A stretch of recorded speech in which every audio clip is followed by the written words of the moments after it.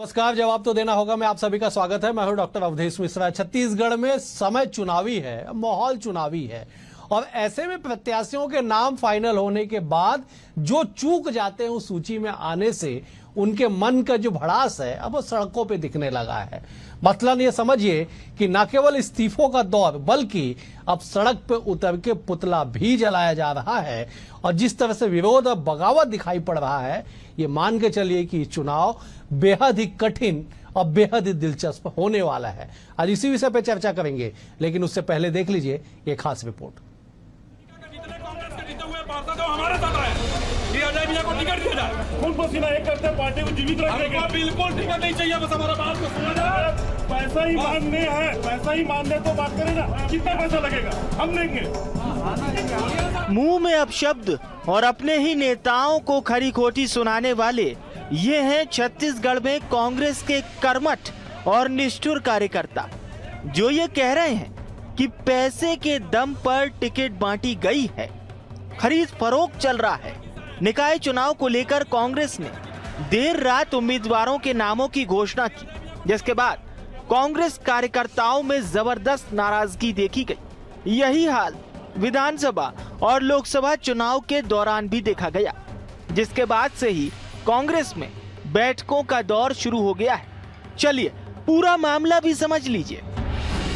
छत्तीसगढ़ कांग्रेस ने सोमवार देर रात निकाय और पंचायत चुनाव के प्रत्याशियों की लिस्ट जारी की, लेकिन उससे पहले नाम तय हुए और भयंकर बवाल शुरू हुआ।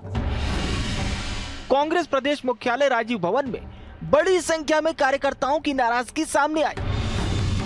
वरिष्ठ नेताओं के लिए जमकर गाली गलौज और आरोप लगाते दिखे कांग्रेस कार्यकर्ता। आरोप है कि पैसे के दम पर खरीद फरोख्त कर टिकट दी जा रही है। 5 साल तक कार्यकर्ता पार्टी के लिए काम करते हैं और अब मौका भी नहीं दिया गया। टिकट वितरण को लेकर बिलासपुर में प्रदेश अध्यक्ष दीपक बैज का पुतला दहन भी किया गया। नगरीय निकाय पंचायत चुनाव में न केवल कांग्रेस बल्कि बीजेपी भी अपने रूठे कार्यकर्ताओं की कवायद कर रही है।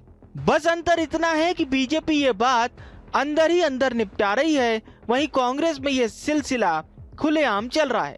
फिलहाल एक बार फिर से कांग्रेस बीजेपी दोनों के बीच निकाय चुनाव से जुड़ा महासंग्राम और सियासत बदस्तूर जारी है। वन मंत्री केदार कश्यप ने बड़ा हमला बोलते हुए कहा कि कांग्रेस का इतिहास रहा है कि संगठन में टिकट खरीदी बिक्री और जब सत्ता में रहते हैं तो गरीब जनता को नोचकर भ्रष्टाचार के माध्यम से पैसा अर्जित करते हैं। कुल मिलाकर कांग्रेस का एजेंडा केवल लूट है। इधर कांग्रेस के प्रदेश अध्यक्ष दीपक बैज ने कहा है कि बीजेपी की तरह हम कैंडिडेट नहीं बदलते। पहले केदार कश्यप बताएं कि उनके विभाग में कितना भ्रष्टाचार हुआ है। कांग्रेस पार्टी चाहे वो केंद्रीय नेतृत्व हो चाहे उनका प्रदेश नेतृत्व हो, जिस तरीके से वो टिकटों को लेकर के, पहले तो उनके पास में कोई दावेदार नहीं होता कांग्रेस पार्टी के जो कार्यकर्ता है, और पैसे लेन देन करके वो टिकटों को बेचने का काम करते हैं। अब केदार कश्यप में अपना विभाग में भर्ती इतना खुलेआम भ्रष्टाचार हो रहा है, वन विभाग की भर्ती में कितनी बोली लग रही है वो केदार कश्यप जी अच्छा बता सकते हैं। तो मुझे लगता है केदार कश्यप को सपने में भी कांग्रेस ही नजर आता है। नगरीय निकाय और पंचायत चुनाव में ऐसा होना कोई पहली बार की बात नहीं है। माना जाता है कि इन चुनाव में बवाल होना आम बात है और जीतता वही है जो इन बवालों में अच्छे से लगाम लगा पाता है। खैर, तस्वीरें और वीडियो जमकर वायरल हो रहे हैं। छत्तीसगढ़ के कई जिलों से हंगामे भी शुरू हो गए हैं। बहरहाल साल 2022 में उत्तर प्रदेश में वायरल यूपी में काबा की कुछ पंक्तियों के जवाब छत्तीसगढ़ के निकाय चुनाव से जुड़ रहे हैं कि कांग्रेस में बवाल बा। Bureau report, BSTV Chhattisgarh. Report को देख के आप समझ गए होंगे कि राजनीति में घमासान कितना मचा हुआ है। कांग्रेस में सियासी तूफान किस कदर उमड़ रहा है कि लोग प्रदेश अध्यक्ष का पुतला जला रहे हैं। अब इस पे भाजपा को सियासत करने का मौका भरसक मिला और बीजेपी की ओर से कद्दावर नेता मंत्री केदार कश्यप ने कह दिया कि कांग्रेस के भीतर टिकट की खरीदी बिक्री चल रही है, इसलिए ऐसी स्थिति बनी है। साथ ही साथ उन्होंने स्मार्ट मूव दिखाते हुए जनता से अपील कर दिया कि जो लोग टिकट खरीद के प्रत्याशी बनेंगे वो चुनाव जीतने के बाद क्या करेंगे, आप समझिएगा, समझिएगा और सोचिएगा। इसी विषय पर चर्चा करेंगे। फिलहाल दो खास मेहमान हमारे साथ जुड़े हैं, दो और मेहमान जुड़ेंगे। मेहमानों का तारुफ सबसे पहले आपसे करा देता हूं मैं। कांग्रेस की ओर से धनंजय ठाकुर जी हैं, वरिष्ठ नेता है, वरिष्ठ प्रवक्ता है। धनंजय जी, बहुत स्वागत है आपका। छत्तीसगढ़ की सियासत पे पैनी नजर रखने वाले, अर्बन इलेक्शन के, नगरीय निकाय चुनाव के एक्सपर्ट माने जाने वाले अनिरुद्ध दुबे जी भी हमारे साथ हैं। अनिरुद्ध जी, आपका भी बहुत स्वागत है। बाकी के मेहमान भी जल्द जुड़ेंगे, उनसे भी तारुफ कराऊंगा। मैं अनिरुद्ध जी पहले आपका रुख कर लेता हूं, क्योंकि आप अर्बन इलेक्शन के बड़े एक्सपर्ट माने जाते हैं। कई सालों से आपने नगरीय व्यवस्थाओं का गहन अध्ययन और उस पर रिपोर्टिंग की है। जरा बता दीजिए कि कुल 3201 वार्डों के लिए प्रत्याशियों का ऐलान होना है और 10 नगर निगम में महापौर अध्यक्ष पद के लिए। ऐसे में जो मौजूदा स्थिति राजनीतिक दलों की है, खासकर की कांग्रेस की, कि जो बवाल और बगावत की स्थिति दिखाई पड़ रही है, इसे आप कैसे देखते हैं अनिरुद्ध जी? देखिए, जहाँ तक कि आपने कांग्रेस की बात की, तो ऐसी स्थिति जो है वो ये कि आखिरी समय तक के जो है प्रत्याशी घोषित नहीं हो पाना। कल जो है आखिरी दिन है नामांकन का, तो ये मैं 2014 में एक बार देखा था ये सीन कांग्रेस का। बीजेपी के जो है सब घोषित हो चुके हैं, तो हम बात अब कांग्रेस में केंद्रित करें। और वो स्थिति जो है अब जो है अभी इस बार दिखने आ रही है। कल नामांकन का आखिरी दिन, और अभी तक के हम रायपुर शहर की बात कर लें, और भी जगह हो सकती है। रायपुर में हम बात कर रहे हैं तो रायपुर नगर निगम के अभी एक भी कैंडिडेट की घोषणा नहीं हुई है, और काफी ऊहापोह की स्थिति बनी हुई है। और दूसरी बात, आरोप प्रत्यारोप का दौर चल रहा है, तो ये तो खैर पहले भी चलता रहा। चूंकि कांग्रेस एक लोकतांत्रिक पार्टी अपने आप को कहती है, तो हो सकता है कि वहाँ पे जो है मतलब ये है कि जो व्यवस्था हो तो वहाँ पे लोग खुल के अपनी बात रख पाते हो। बिल्कुल आपने सही कहा कि लोग खुल के बात रख पाते हैं। सुंदरानी जी भी हमारे साथ जुड़े। सुंदरानी जी, आपका बहुत स्वागत है।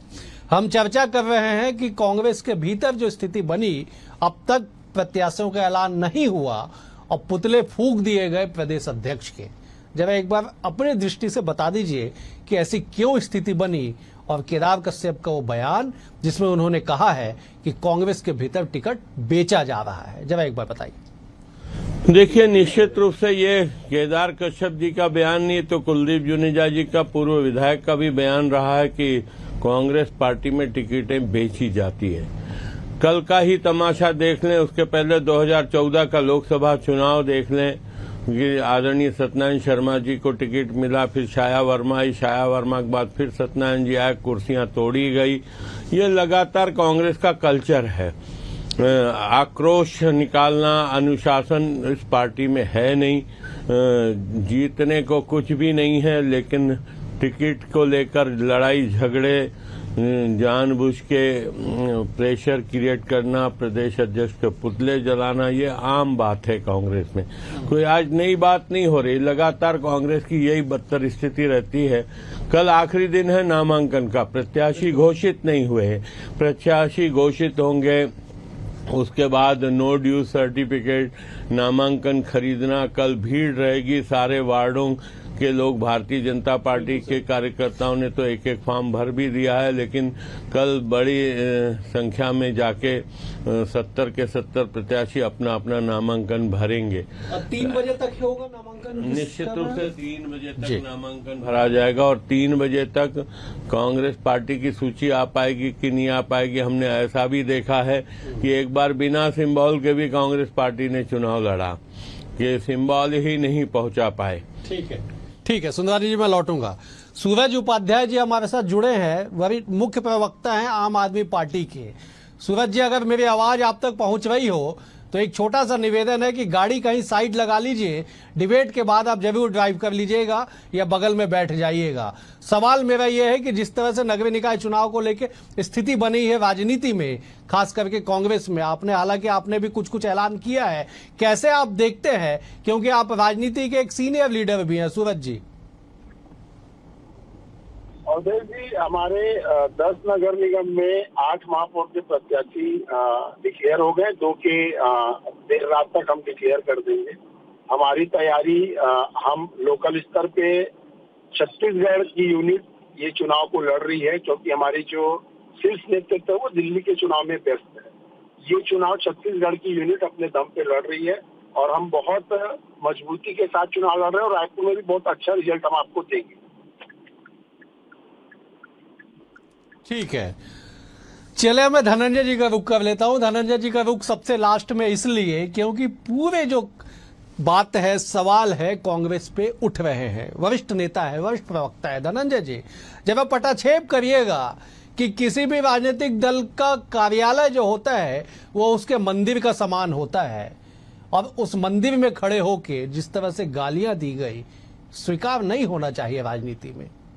देखिए, निश्चित तौर पर इस प्रकार की जो अभद्र भाषा है किसी भी राजनीतिक दल के कार्यालय में नहीं होना चाहिए, क्योंकि कार्यालय हम सबके लिए पूजनीय स्थल होता है, हम उसके लिए दिन रात मेहनत करते हैं। निश्चित तौर पर ऐसी भाषा का उपयोग नहीं होना चाहिए। दूसरी बात, आप देखेंगे जब टिकट, खास करके जो नगरीय निकाय चुनाव होते हैं, वो स्थानीय स्तर पर कार्यकर्ताओं का महत्वपूर्ण चुनाव होता है और कार्यकर्ता उस सारी चीजों का बेसब्री से इंतजार करता है। एक एक वार्ड में देखेंगे कि 8-8, 10-10 दावेदार होते हैं, उसमें फिर छटने किया जाता है, उसमें देखा जाता है बहुत सारी चीजों को, कितने साल से पार्टी में है, क्या उसकी जनता के बीच में पैठ है, किस प्रकार से चुनाव लड़ सकता है, बहुत सारे मापदंड होते हैं। तो स्वाभाविक बात है 10 अगर कहीं दावेदार है, टिकट तो एक ही को मिलना है, उसमें आरक्षण की भी बाध्यता है, आरक्षण को भी देखना है आपको उस क्षेत्र में। तो इन सारे चीजों को आप देखेंगे जरूर कार्यकर्ताओं में उत्साह रहता है। स्वाभाविक बात है जब एक किसी का नाम फाइनल होने की होता है तो थोड़ी बहुत तो गुस्सा होती है भाई, महत्वाकांक्षा भी लोगों को रहती है, थोड़ी बहुत नाराजगी होती है और बहुत गलत भी नहीं, लेकिन उस पर नाराजगी को प्रदर्शन करने का सलीका सही होना चाहिए। अगर आपको किसी बात से दिक्कत है, कोई तकलीफ हो रही है, तो नाराजगी जाहिर करने के लिए आप हमारे जो वरिष्ठ नेता हैं उनसे मिल करके आपत्ति दर्ज करा सकते हैं। लेकिन जो कई लोग ऐसे हैं जिनको लगता है कि इस प्रकार से हरकत करके वो कुछ मिनट तक मीडिया में रह जाएंगे या कुछ मिनट तक संदेश देंगे, तो वो कुछ मिनट की बात होती है। कुछ मिनट के बाद उसको खुद को इस बात की फीलिंग होती है कि उसने ऐसा कैसे कर डाला किसी के बहकावे में आकर या किसी के उकसावे में आकर, जो उसको नहीं करना चाहिए। जिस पार्टी के लिए लगातार 365 दिन झंडा बैनर उठाते हैं, जनता की आवाज उठाते हैं, एक ऐसा क्या ऐसा हो जाता है। और आप देखेंगे जो घटना आपने कहा ना पुतला दहन का, निश्चित तौर पर बेहद निंदनीय घटना है, क्योंकि आप देखेंगे अवधेश जी, हमारे तो प्रत्याशियों की घोषणा होना भी शुरू हुआ है जो वार्ड के जो पार्षद के हैं, लेकिन बिना प्रत्याशी की घोषणा हुए अगर इस प्रकार की बातें हो रही है, उसके बाद उसको प्रत्याशी बना की सूची में प्रत्याशियों का नाम होता है तो गिल्टी फील होता है। जो पुतला जलाया था वो तो खेद प्रकट कर रहा है कांग्रेस पार्टी से, कांग्रेस के नेताओं कार्यकर्ताओं से, हमारे प्रदेश दीपक बैद जी से, तो स्पष्ट है। लेकिन जरूर थोड़ी सी नाराजगी होती है, नोक जो होता है, और ये चुनाव में अक्सर होता देखा गया है। बिल्कुल बिल्कुल, अरविंद जी ने कहा ना कि लोकतंत्र तांत्रिक पार्टी मानती है कांग्रेस अपने को, लोकतांत्रिक पार्टी, अपनी बातों को कहने का पूरा अधिकार नेताओं कार्यकर्ताओं के पास है। लेकिन अरविंद जी, मेरा सवाल आपसे ही है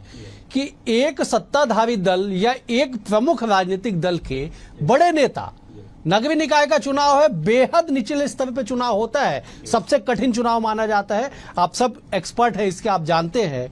ऐसे में एक मंत्री के कद का नेता अगर सीधे कह दे कि कांग्रेस में टिकट बेचा जा रहा है, तो इसे कैसे आप देखते हैं? देखिए, जहां तक अवधेश जी ये कहें कि पहले तो ये कि सृजन सुंदरानी जी ने भी एक लाइन कही कि पूर्व विधायक कुलदीप जुनेजा जो रायपुर उत्तर के विधायक थे, उन्होंने ये कहा कि कांग्रेस में टिकट बिकती है, तो ऐसा कहीं कुछ नहीं था। कांग्रेस में टिकट बिकती है ये नहीं कहा था, उनके प्रतिद्वंदी रहे हैं अजीत कुकरेजा और अपना आनंद कुकरेजा। एक समय पे जो है अजीत कुकरेजा भी रायपुर उत्तर से जो है टिकट के दावेदार थे, कुलदीप जुनेजा जी भी दावेदार थे, दोनों के बीच घमासान मचा था। कुलदीप जुनेजा जी को टिकट मिल गई और अभी प्रवेश का चल रहा था अजीत कुकरेजा का, तो वहां पे उन्होंने कहा कि यहाँ पे लोग मतलब अपना दमखम दिखाते हैं कि हम टिकट खरीद लेंगे, मामला ये था। खैर, अब आपके सवाल लेंगे बिक जाएगा, मतलब है कि जी आशा तो आदमी खरीदेगा तभी ना जब बिकेगा, कोई चीज बिकने को तैयार हो तभी आप कंप्लीट कर लीजिए जी। लेकिन एक चीज ये कि वहां पे देखिए लोकतांत्रिक पार्टी, ठीक है, मैंने कहा अवधेश जी, लोग कितने में दबाव में हैं इसका एक उदाहरण मैं देता हूं। बलौदा बाजार से चुनाव लड़ चुके शैलेश नितिन त्रिवेदी जी, एक समय अजीत जोगी जी के भी खास थे, एक समय जो है पटेल जी के भी खास थे और भूपेश बघेल जी भी के भी खास थे। मतलब पटेल जी मतलब नंद कुमार पटेल जी, तीनों जो है कांग्रेस के माइलस्टोन रहे हैं तीनों नेता। आज जो है सोशल मीडिया में शैलेश नितिन त्रिवेदी जी को लिख कर डालना पड़ा, कांग्रेस ने नगर पालिका चुनाव के प्रत्याशियों की घोषणा कर दी।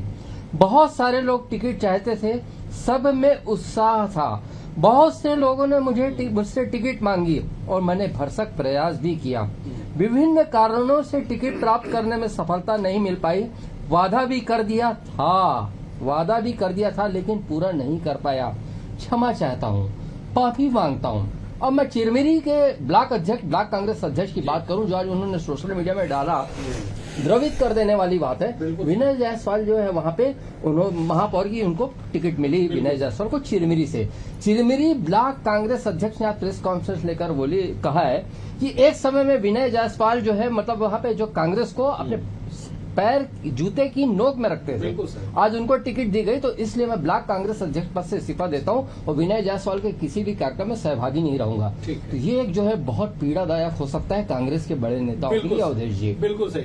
चूंकि सुंदरानी जी ने कुलदीप जुनेजा का जिक्र किया था, तो आज का ही बयान मैं आपको बता देता हूं। सुंदरानी जी शायद आपके संज्ञान में ना आया हो, आज ही उन्होंने हमारे ही चैनल से बातचीत करते हुए कहा कि अगर नेता के परिजनों को टिकट मिलेगा तो कार्यकर्ता क्या करेंगे।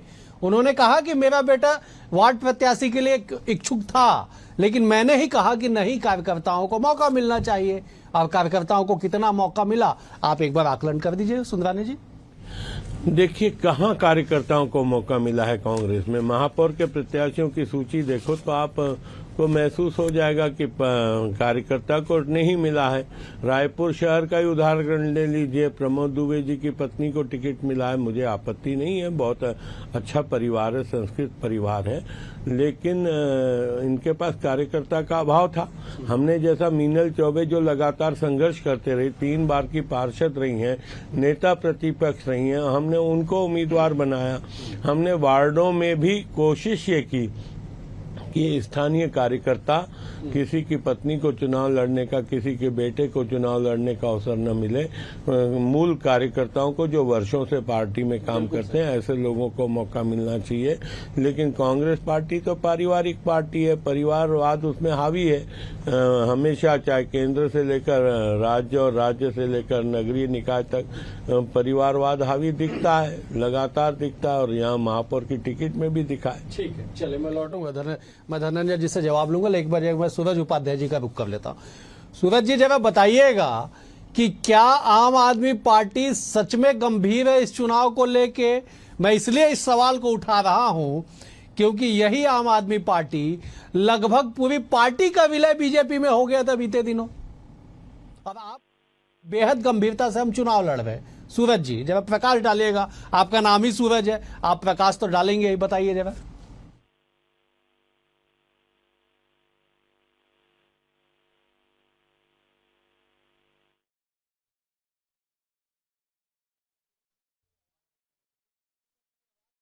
मुझे बताइएगा सूरज जी, अगर आप मेरे सवाल सुने हो तो जरा एक बार बता दीजिए कि हम आम आदमी पार्टी कितनी गंभीर है इस चुनाव में।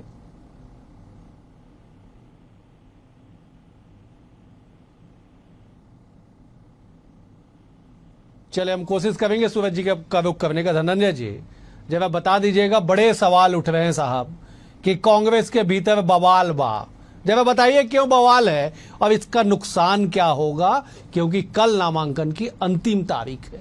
देखिए क्या है अवधेश जी, भारतीय जनता पार्टी जो है ना, अपने घर में क्या हो रहा है उसको देखने और वहां लगी आग को बुझाने के बजाय दूसरे के घर में क्या हो रहा है ताक झांक करते हैं। किरण देव सिंह जी तो भारतीय जनता पार्टी के प्रदेश अध्यक्ष हैं भाई, और उनका ही भतीजा मनोज देव सिंह और भाजपा के अनेक कार्यकर्ता ना किरण देव सिंह की पार्टी यानी किरण देव जी पर आरोप लगा है कि वहां टिकट वितरण में धांधली और गड़बड़ियां की गई और सारे के सारे लोग इस्तीफा दे दिए। भैया किरण देव जी तो उसके भतीजा ने छोड़ा ना, परिवारवाद की बात करते सुनाने जी, इनको तो दूसरे के घर में अगर टिकट मिल जाए परिवार दिखता है। इसी जहां पर डिबेट करेंगे, आपकी स्टूडियो है, इसी क्षेत्र में आप देखेंगे प्रमोद साहू, उनको एक वार्ड से पार्षद बना दिया गया प्रत्याशी। दूसरे वार्ड में उनकी धर्मपत्नी, मैं उनको विरोध नहीं कर रहा हूं, उनको प्रत्याशी बना दिया। अब ये दे तो परिवारवाद नहीं है।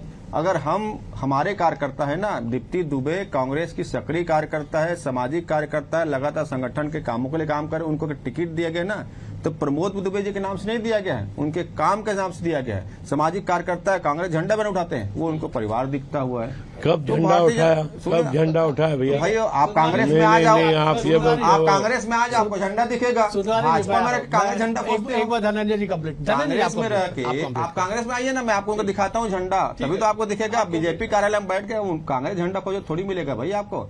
दूसरी बात, ये कह रहे थे हमने कार्यकर्ताओं को टिकट दिया है, तो भाई मिनल चौबे जी कौन से जमीनी स्तर के कार्यकर्ता है? वो जिला महिला मोर्चा के अध्यक्ष रही है, नेता प्रतिपक्ष रही है, वो तो नेता है भाई, कहाँ कार्यकर्ता है? कैसे कार्यकर्ता? मधुसूदन यादव आइए 3 बार पार्षद का चुनाव जीती है, मधुसूदन यादव उनके चुनाव पति लड़ लिए, महापौर लड़ लिए, फिर महापौर बना दिए। कौन से आपने राजनांदगांव के नेताओं और कार्यकर्ताओं के साथ न्याय किया हुआ है? आप हमारे घर देखते हैं, आप कितने खुद गड्ढे में गिरे हुए, कितने दलदल में फंसे, आप देखते नहीं है। आपके कार्यकर्ता एक सेकंड, वो तो मतदाता बता देंगे आपको 15 तारीख को। यही आपकी पीड़ा है। वैष्णवी है छुई खदान की, इनके मैं वीडियो आपको दिखाता हूँ, शायद इनको समझ में आए। रो रही है, देख ली ना कि पैसा लेकर टिकट बेचे हैं। मैं नहीं कह रहा हूँ, इनके कार्यकर्ता कह रहे हैं। गंभीर आरोप है, खैरागढ़ के इनके जिला उपाध्यक्ष इस्तीफा कर दिए हैं। रायपुर में मिनल चौबे को मैं नाम नहीं लेना चाह रहा था, लेकिन मजबूर कर दिए। भाजपा के नेता सोशल मीडिया में लिख रहे हैं भू माफिया जीत गया। कौन है भाई भू माफिया? बताओ तो मेरे को। वो कांग्रेस सारे जी आपके भाजपा कार्यकर्ता कांग्रेस में लिखेगा, अपनी पार्टी बारे में लिख रहा है। कौन है भू माफिया? शराब का भाजपा नेता कार्यकर्ता लिख रहा है। एक बार बताओ मेरे को। सूरज जी तक मेरी आवाज जावे, मैं जब उनका रुख कर लेता हूँ। सूरज जी, जब आप बताइएगा कि आपकी पार्टी कितनी गंभीरता से इस चुनाव को लड़ रही है, क्योंकि आप ही की पार्टी कुछ दिन पहले लगभग पार्टी का विलय हो गया था। प्रदेश अध्यक्ष सहित तमाम विंग के जो अध्यक्ष थे वो बीजेपी में शामिल हो गए थे। सूरज जी। सर देखिए, आपकी बात से मैं सहमत नहीं हूं कि लगभग पार्टी का विलय हो गया। अगर आप आम आदमी पार्टी को देखेंगे तो मैं अन्ना आंदोलन का साथी हूँ, और जो लोग गए ना वो चुनाव के समय आए थे और चुनाव के साथ ही वापस चले गए। और कुछ जो है ना वो आरएसएस का कार्ड खेलती, जो आरएसएस हमेशा से कि अपने कुछ लोगों को भेजती है। प्रकाश ठाकुर का बैकग्राउंड उठा के चेक कर लो, कहाँ से आए थे और कहाँ वापस गए। एक कोमल हुपेंडी की अपनी कुछ मजबूरियां होंगी जिसके कारण चले गए। लेकिन अगर ये बोलना कि लगभग पार्टी का विलय हो गया, आप 2 विंग के अध्यक्ष को अगर पार्टी बोलते हैं और प्रदेश अध्यक्ष को पार्टी बोलते हैं तो बहुत निराशाजनक बात होगी कि आप उसको पार्टी बोलते हैं। हमारे जैसे लाखों कार्यकर्ता आज भी आम आदमी पार्टी के अंदर काम कर रहे हैं। और जैसा मैंने आपको बताया कि आम आदमी पार्टी के 8 महापौर प्रत्याशी घोषित हो चुके हैं, 2 रात में घोषित कर दिए जाएंगे। और रायपुर से हमने सर्जन है वो उनको टिकट दिया है और हम बहुत अच्छे से चुनाव लड़ रहे हैं। और मैं आपको ये आश्वस्त करता हूं कि रायपुर से हम रिजल्ट देंगे और बहुत अच्छा चुनाव लड़ रहे हैं। हाँ, ये जरूर है, ये चुनाव आम आदमी पार्टी छत्तीसगढ़ की इकाई अपने दम पे चुनाव लड़ रही है, क्योंकि एक लड़ाई हम दिल्ली के अंदर भी लड़ रहे हैं, इससे हमारा शीर्ष नेतृत्व यहाँ नहीं आ रहा है। चले सूरज जी, बहुत शुभकामनाएं आपको कि आप अपने दम पे लड़ाई लड़ रहे। ठीक है, मैं अनिरुद्ध जी का रुख कर रहा। अनिरुद्ध जी, पूरी टिकट की कवायद चल रही है, टिकट बेचने से लेके खरीदने से लेके पुतला दहन तक का हो गया। कितना नुकसान होगा राजनीतिक दलों का, इसका जवाब बताइए। देखिए क्या है कि खरीदना बिकना ये चैप्टर बहुत पुराना है अवधेश जी। बिल्कुल सही। अब फायदे और जहां तक कि नुकसान की बात है, सारी चीजें हैं। तो एक पिछला जो अगर अतीत देखें तो यहाँ पे 14 की 14 नगर निगम छत्तीसगढ़ में जो है कांग्रेस के महापौर थे। जगदलपुर की जो सफीरा मैडम थी वो भारतीय जनता पार्टी में आ गई थी। बिल्कुल सही। अब लेकिन क्या कि परिस्थितियां बदली हुई लग रही है। निश्चित रूप से कांग्रेस जो है दबाव में है, लेकिन यह है कि उठना भी जानती है, तभी सरकार बनी पिछली। तो अभी तात्कालिक परिस्थितियों की हम बात करें तो कांग्रेस प्रेशर में है। और जहां तक कि जो है आम आदमी पार्टी पे भी कुछ बोल लूं मैं, थोड़ा सा बीजेपी में बोल दीजिएगा। बीजेपी में तो बोल ही दिया मैंने, सुन लिया आप। क्योंकि आपको कांग्रेस का प्रेशर दिख गया, आम आदमी का दिख गया, पर बीजेपी की तरफ ध्यान नहीं जा रहा। एक मिनट पहले और इनकी बात बोल के मैं बीजेपी में बोल दूं। देखिए डबल इंजन की सरकार है धनंजय जी, और रही बात यह है कि आज कितना भी कहें आप, किरण देव जी का भतीजा भी इस्तीफा दे दिया, आपको पता है ना। चाहता था अमित शिवनानी ने, यहाँ जो मुख्य प्रवक्ता है भारतीय जनता पार्टी के, वो आप लोगों का वीडियो उसमें डाल रहे हैं। स्थिति ये है, तो मौका तो कांग्रेस की तरफ से आ रहा है, इसमें कहीं कोई दो मत नहीं। आप भी थोड़ा देख लीजिए, आप तो स्वतंत्र पत्रकार है। किरण देव का तो नाम ही नहीं लिया आपने। आप तो किरण देव का नाम ही नहीं लिए। मनोज देव बोलने में क्या तकलीफ हो रहा है आपको? ठीक है, धन्यवाद जी। आम आदमी पार्टी किरण देव बोलिए ना, किस बात का डर सता है? पत्रकार है, निष्पक्ष पत्रकार है। कांग्रेस का प्रेशर दिया, आम आदमी दिख गया, बीजेपी अनिरुद्ध जी को कंप्लीट करने दीजिए। बीजेपी का जो अनिरुद्ध जी को कंप्लीट कांग्रेस के बारे में बोलेंगे ना। धनंजय जी किरण देव बोलने में डर लग रहा है। किरण देव बोलने में डर लग रहा है। डर लग रहा है किरण देव बोलने में। क्या ये निष्पक्ष पत्रकार है? यही निष्पक्ष पत्रकारिता आपकी? कांग्रेस दीजिए, आप पार्टी दीजिए, बीजेपी डर लग रहा है। ठीक है ये कैसे पत्रकारिता है? धनंजय जी, कैसी पत्रकारिता है ये? एक मिनट, क्या धनंजय जी, निष्पक्षता है? अनिरुद्ध जी, सोशल मीडिया में अनिरुद्ध जी, ठीक है, बीजेपी धनंजय जी, नहीं है, बीजेपी कांग्रेस का है। हाँ, आपका देखो, आपका यही पत्रकारिता है आपकी। यही डर दिख रहा है, डर सता रहा है आपको। धनंजय जी, एक मिनट सुन लीजिए, धनंजय जी, धनंजय जी, का प्रेशर दीजिए आपको। क्या प्रेशर कांग्रेस में आपको?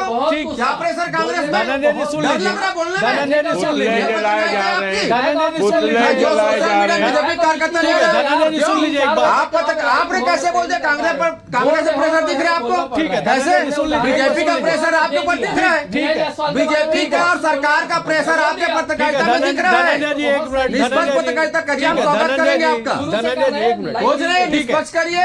बीजेपी और सरकार का सत्ता का दबाव आपके पत्रकारिता नहीं, आपका प्रशासन दिख रहा है। आपका डर और प्रशासन दिख रहा है। ठीक है, कांग्रेस में आपको प्रेशर दीजिए, क्या देखे कांग्रेस में आपने? आप कांग्रेस में क्या प्रेशर देख बताओ तो। झूठ बोलते बैठ के यहाँ पे आप धनंजय जी सुन लीजिए, झूठ बोलते हैं यहाँ पे। धनंजय जी सुन अपने लीजिए, पत्रकारिता ध्यान रखो आप। सो नहीं पा रहे हो, ध्यान रखो। धनंजय जी सुनिए ना, सुन आप लीजिए जैसे लोग ही ना, आप जैसे लोग में साहस और क्षमता नहीं धनंजय है। जी, इतना सत्ता का दबाव, इतना भाजपा का दबाव दिख रहा है हमें।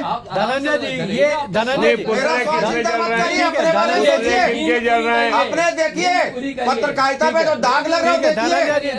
चैनल देख रहे हैं, कैसा डरा हुआ व्यक्ति पत्रकार बन रहा है। धनंजय जी, कैसा डरा हुआ व्यक्ति पत्रकारिता कर रहा है।